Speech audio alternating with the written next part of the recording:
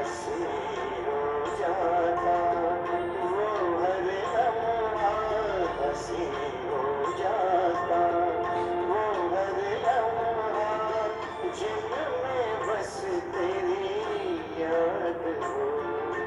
यूं ही हमेशा बाबा तेरा साथ हो, यूं ही हमेशा बाबा तेरा साथ हो।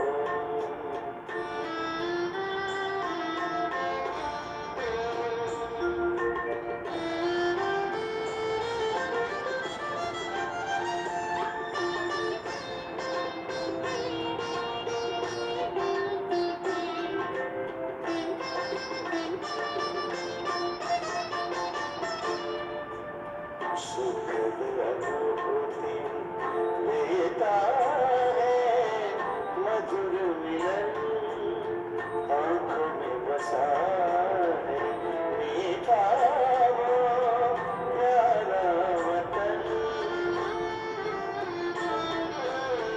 पल भर ना भूले बाबा तेरा रूहे चमन, लगी है ऐसी तुमसे दिल की प्यारी लगन, लागे सदा बाबा मेरे पास हो। यूं ही हमेशा बाबा तेरा साथ हो, यूं ही हमेशा बाबा तेरा साथ हो।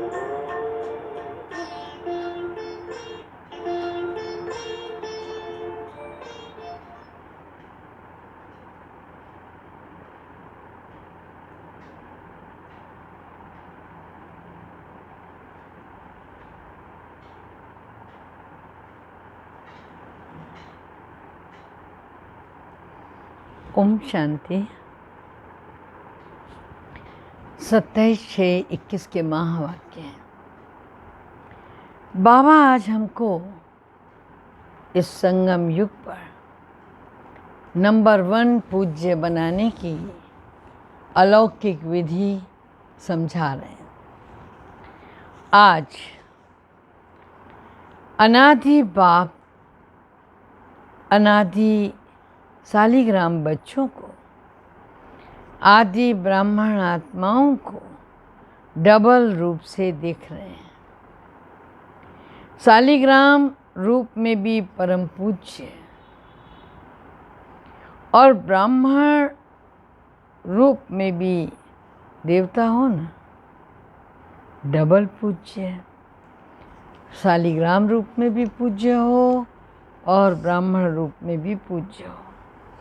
ब्राह्मण सो देवता रूप का भी गायन और पूजन योग्य हो। दोनों आदि और अनादि बाप दोनों ही रूप से पूज्य आत्माओं को देखकर हर्षित हो रहे हो। अनादि बाप ने आदि पिता सहित अर्थात ब्रह्मा बाप और ब्राह्मण बच्चों को अपने से भी ज़्यादा डबल रूप में पूज्य बनाया। अनादि बाप की पूजा सिर्फ एक निराकार रूप में होती है, लेकिन ब्रह्मा सहित ब्राह्मण बच्चों की पूजा निराकार और साकार दोनों रूप से होती है। तो बाप बच्चों को अपने से भी ज़्यादा डबल रूप में महान मानते हैं। आज बाप दादा बच्चों की महान विशेषताओं को देख रहे थे। हर एक बच्चे में अपनी अपनी विशेषता है। कोई बाप की और सर्व ब्राह्मण आत्माओं की हटा दो। विशेषताओं को जान स्वयं में सर्व विशेषताएं धारण कर श्रेष्ठ अर्थात विशेष आत्मा बन गए और विशेषताओं को जान देखकर खुश, लेकिन अपने में सर्व विशेषताएं धारण करने की हिम्मत नहीं है। क्या समझे?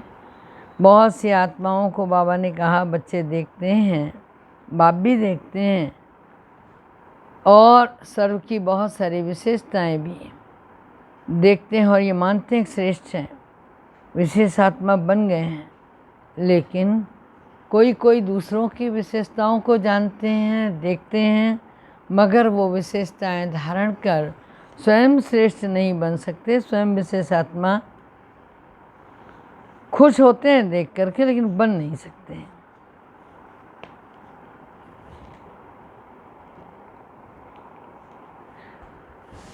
उसमें हिम्मत नहीं। कोई हर आत्मा में ब्राह्मण परिवार की विशेषताओं को विशेषता के महत्व से नहीं देखते, एक दो को साधारण रूप से देखते हैं। विशेषता देखने व जानने का अभ्यास नहीं है।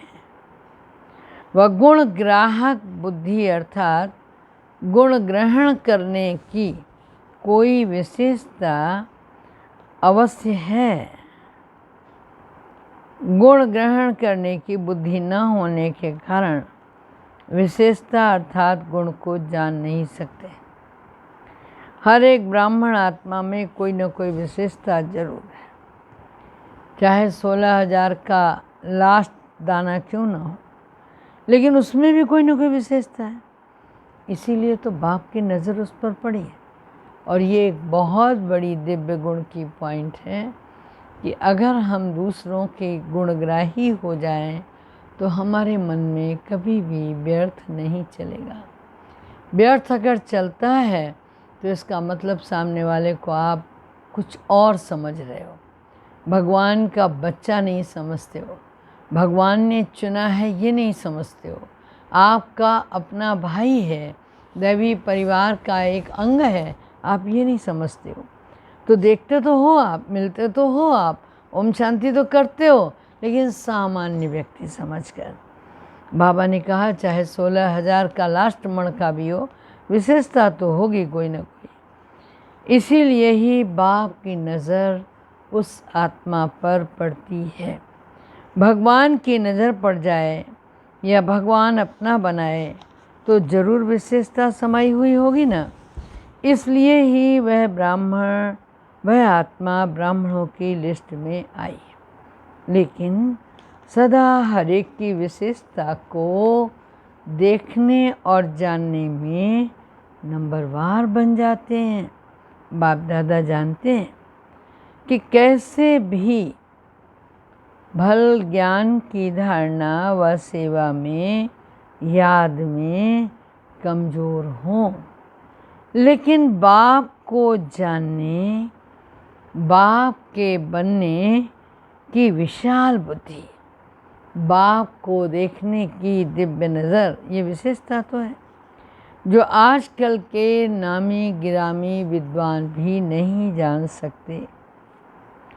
कैसे भला ज्ञान की धारणा व सेवा की याद में कमज़ोर हैं, लेकिन बाप को जानने और बाप को बनने की विशाल बुद्धि, बाप को देखने की दिव्य नज़र, ये विशेषता तो है ना जो आजकल के नामी गिरामी विद्वान भी नहीं जान सकते, पहचान सकते, लेकिन उन आत्माओं ने जान लिया। कोटों में कोई, कोई में भी कोई, इस लिस्ट में तो आ गए हो ना। इसलिए कोटों में से विशेष आत्माएं तो हो गए हो ना। विशेष क्यों बने हो? क्योंकि ऊंचे ते ऊंचे बाप के बन गए। सभी आत्माओं में ब्राह्मण आत्माएं विशेष हैं।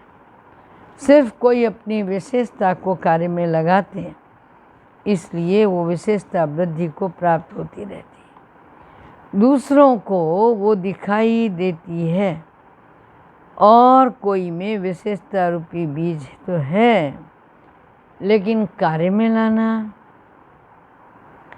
बीज को धरनी में डालना। जब तक बीज को धरनी में नहीं डालेंगे तो वृक्ष पैदा नहीं होगा, पल्लवन कैसे होगा। विस्तार को प्राप्त नहीं कर पाते।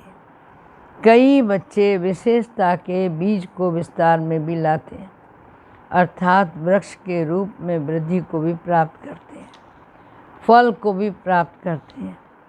लेकिन जब फल आता है तो फल के पीछे चिड़ियाएँ, पंछी भी आते हैं खाने के लिए।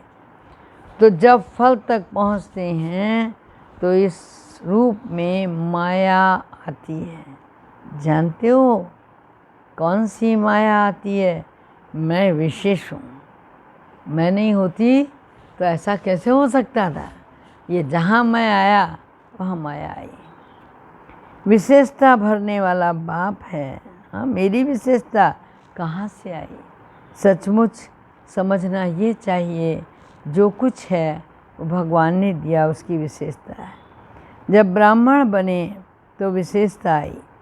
ब्राह्मण जीवन की देन है, बाप की देन है। इसके लिए फल के बाद अर्थात सेवा की सफलता के बाद यह अटेंशन रखना भी जरूरी है। नहीं तो माया रूपी चिड़िया, पंछी फल को जूठा कर देती है या नीचे गिरा देती है। जैसे खंडित मूर्ति की पूजा नहीं होती, माना जाता है कि यह मूर्ति है, लेकिन पूजी नहीं जाती। ऐसे ही जो ब्राह्मण आत्माएं हैं, सेवा का फल, सफलता को प्राप्त कर लेते हैं, लेकिन मैंपन की चिड़िया ने फल को खंडित कर दिया, इसलिए सिर्फ माना जाएगा। सेवा तो बहुत अच्छी करते हैं, बड़े महारथी हैं, सर्विसेबल हैं, लेकिन संगम युग पर भी सर्व ब्राह्मण परिवार के दिल के स्नेह के पात्र पूज्य नहीं बन सके। कहने लगते हैं लोग धीरे धीरे, वो व्यक्ति करता तो बहुत है लेकिन दीदी अहम भी उसमें बहुत है। तो यही चिड़िया है जो सफलता रूपी फल को खा जाती है। संगम युग में दिल का स्नेह, दिल का रिगार्ड, वही पूज्य बनना। फल को मैंपन में लाने वाले ऐसे पूज्य नहीं बन सकते। एक है दिल से किसी को ऊंचा मानना, तो ऊंचे को पूज्य कहा जाता है। जैसे आजकल की दुनिया में भी बाप ऊंचा होने के कारण पूज्य, क्या कहेंगे, पूज्य पिताजी। हम लोग कहते हैं ना आदरणीय दादी जी, आदरणीय बाबा जी, कहेंगे नहीं कहेंगे, जो अपने से बड़े हैं तो पूज्य पिताजी कहकर बुलाते या लिखते हैं। ऐसे दिल से ऊंचा मानना अर्थात दिल का रिगार्ड देना। दूसरा होता है बाहर की मर्यादा प्रमाण रिगार्ड देना। चार लोग बैठे हैं, देख रहे हैं तो फिर देना ही पड़ेगा। नहीं, जो देना वो दिल से देना, दिखावे वाला नहीं देना, देना ही पड़ता। इसमें कितना अंतर है। पूज्य बनना अर्थात दिल से सर्व जाने, मेजॉरिटी होनी चाहिए। पहले भी सुनाया कि 5% तो रह ही जाता है, लेकिन मेजॉरिटी दिल से माने। यह है संगम युग पर पूज्य बनना। पूज्य बनने का संस्कार भी अभी से भरना है, लेकिन भक्ति मार्ग के पूज्य बनने में और अब के पूज्य बनने में बहुत अंतर है।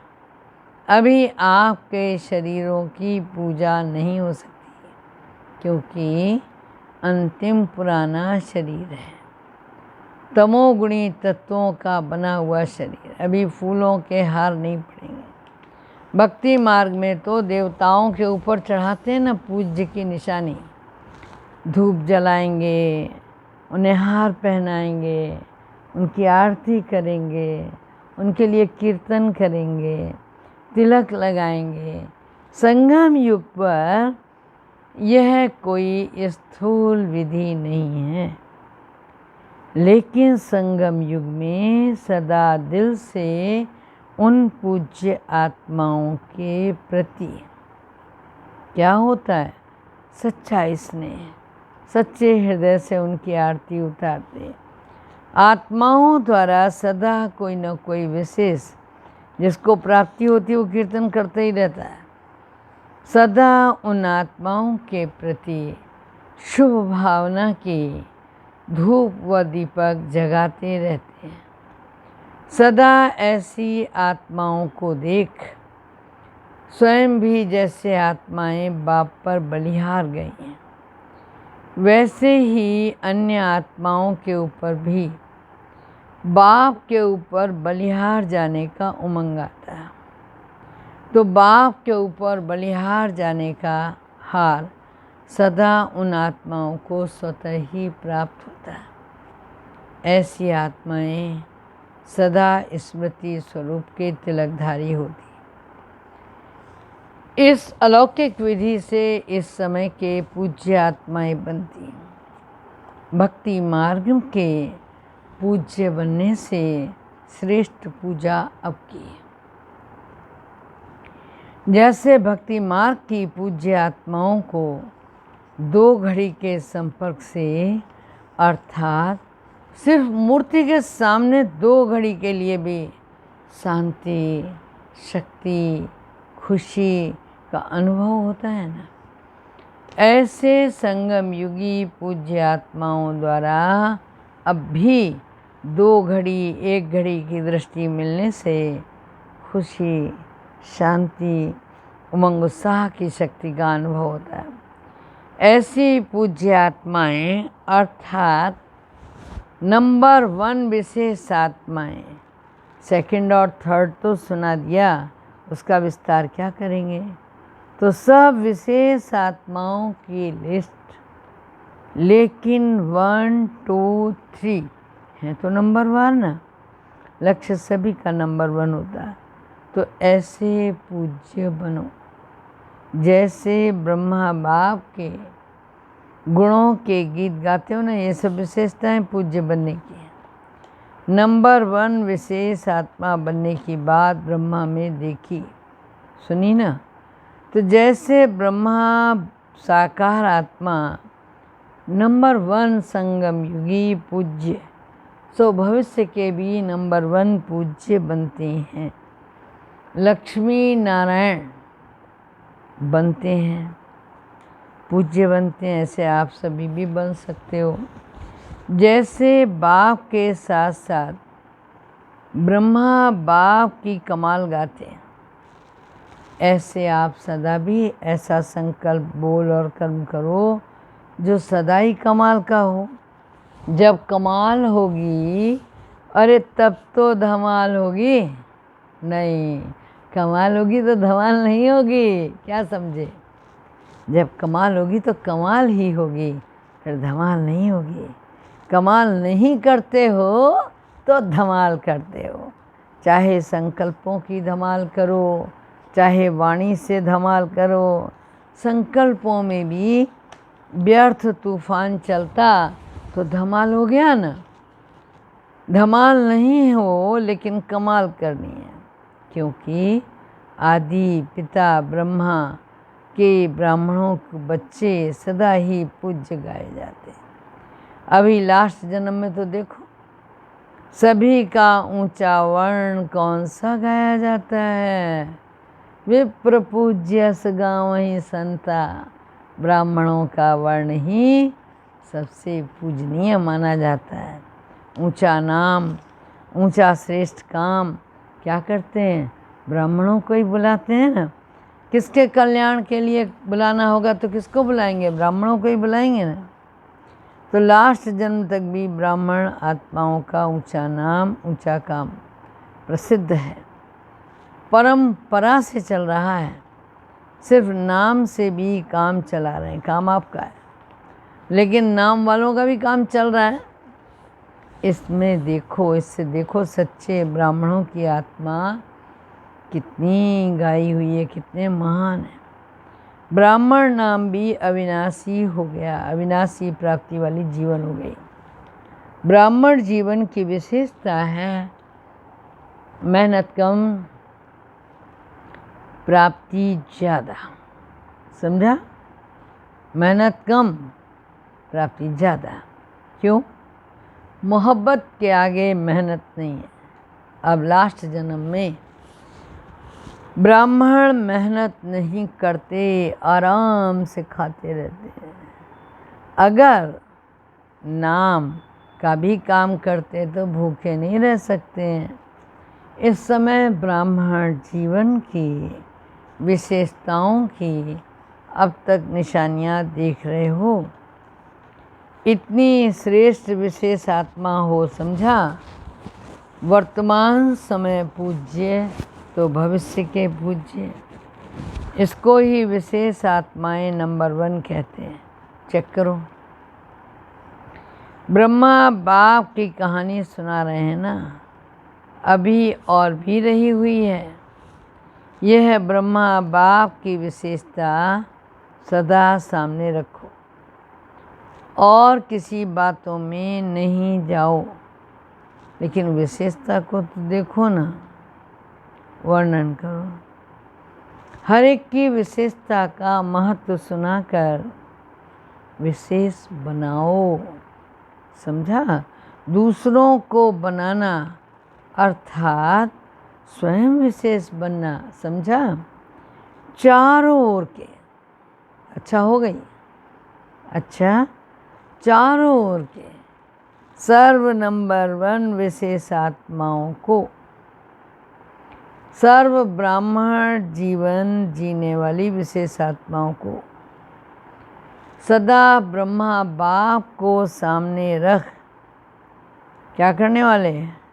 बाप समान बनने वालों को, अनादि बाप आदि बाप का दोनों रूप से सर्व शालिग्रामों और साकारी ब्राह्मण आत्माओं को स्नेह भरी याद प्यार और नमस्ते। फिर बाबा ने पार्टियों से मुलाकात की तो बाबा ने कहा, पूछा कि सदा बाप के हाथ में हाथ है, स्वयं को सदा भाग्यवान समझते हो। जहाँ बाप का हाथ और साथ साथ साथ होगा वहाँ सदा ही मौजों की जीवन होगी। मूंझने वाले नहीं होंगे, मौज में ही रहेंगे। कोई भी परिस्थिति अपनी तरफ आकर्षित नहीं करेगी, सदा बाप की तरफ आकर्षित होंगे। सबसे बड़ा और सबसे बढ़िया बाप है, तो बाप के सिवाय और कोई भी चीज़ वह व्यक्ति आकर्षित नहीं कर सकता। जो बाप के हाथ में हाथ देकर बैठा है और साथ में पलने वाला है, उसका मन कहीं भी जा नहीं सकता।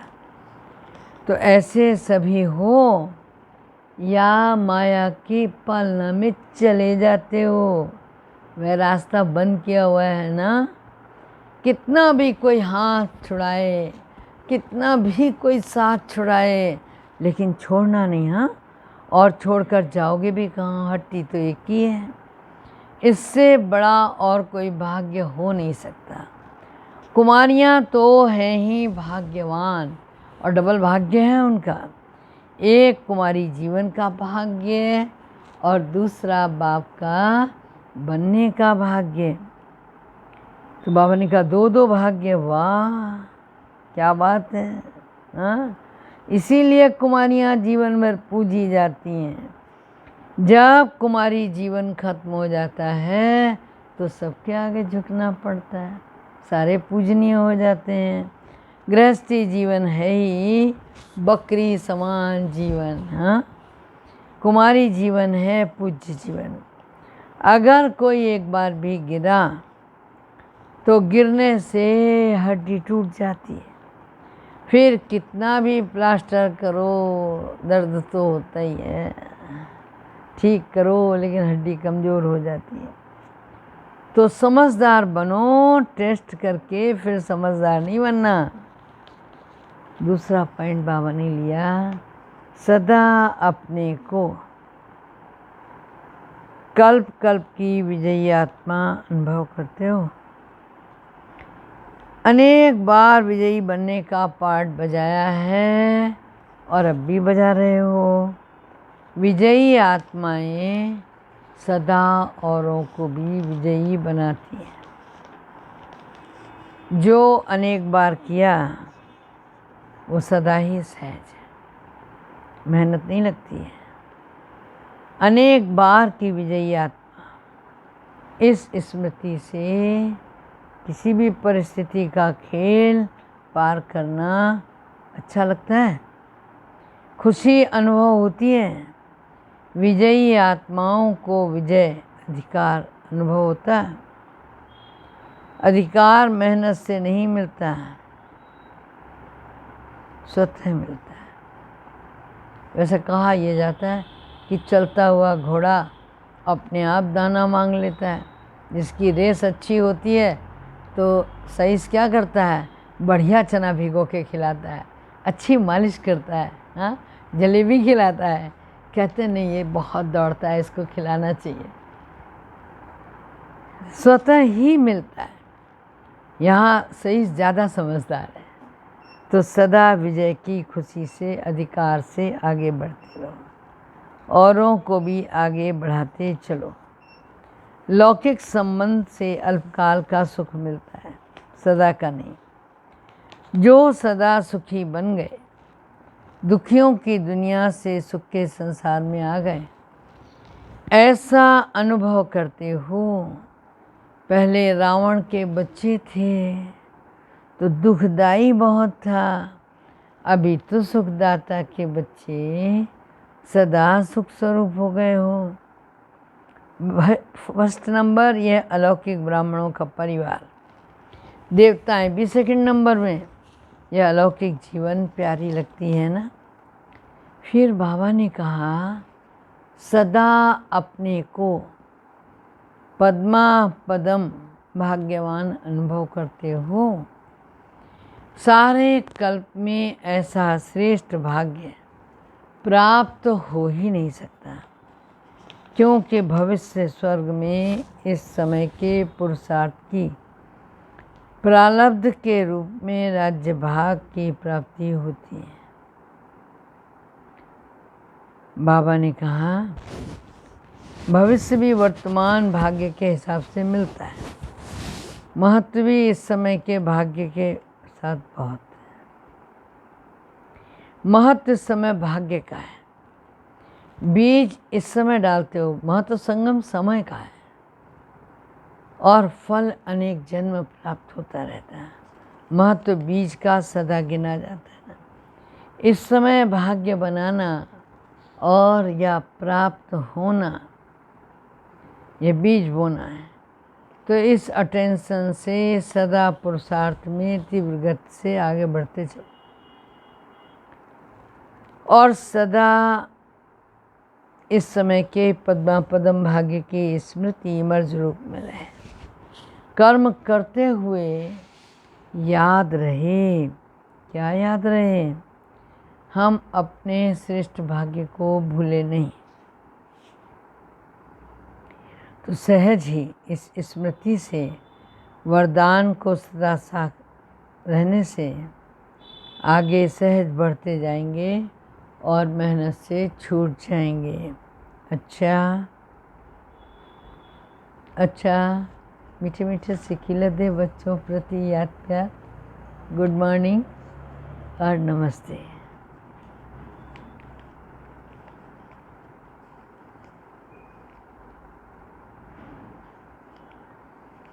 एक प्रश्न भी पूछा है, लौकिक संबंध में बुद्धि यथार्थ फैसला देती रहे, उसकी विधि क्या है? कभी भी लौकिक बातों को सोचकर फैसला नहीं करना, समझा?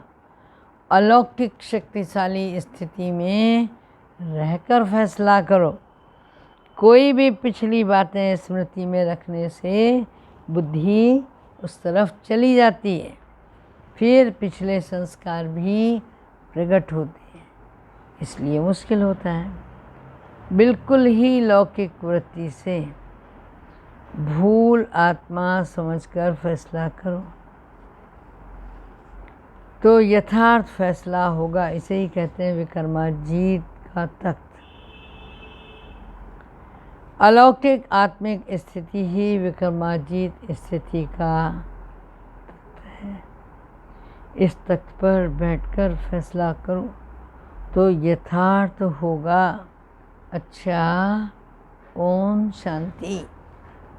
आज का वरदान है साथी और साक्षीपन की स्मृति द्वारा क्या करो, सब बंधनों से मुक्त होने वाले क्या भाव, सर्वशक्ति संपन्न भाव। बाबा वरदान देता है सर्वशक्तियों से संपन्न बन अधीनता से परे होने के लिए दो शब्द याद रखो, एक साक्षी, दूसरा साथी। इससे बंधन मुक्त अवस्था जल्दी बन जाएगी। सर्वशक्तिवान बाप का साथी है तो क्या होगा, सर्वशक्तिवान बाप का साथ है तो सर्वशक्तियाँ स्वतः प्राप्त हो जाती है। और साक्षी बनकर चलेंगे तो बंधन में नहीं फंसेंगे। निमित्त मात्र शरीर द्वारा कर्तव्य किया और साक्षी हो गए। इसके लिए विशेष अभ्यास बढ़ाओ। स्लोगन है अशुद्ध और शुद्ध बनने दोनों की युद्ध आवश्यक है। तो ब्राह्मणों के बजाय क्षत्रिय हो जाएंगे, समझा। अशुद्ध और शुद्ध दोनों का युद्ध है तो ब्राह्मणों के बजाय क्षत्रिय हो जाएंगे। ऐसा गड़बड़ हो जाएगा। सोच लो, बनना क्या है, देवता बनना है ना, क्षत्रिय तो नहीं बनना। ओम शांति।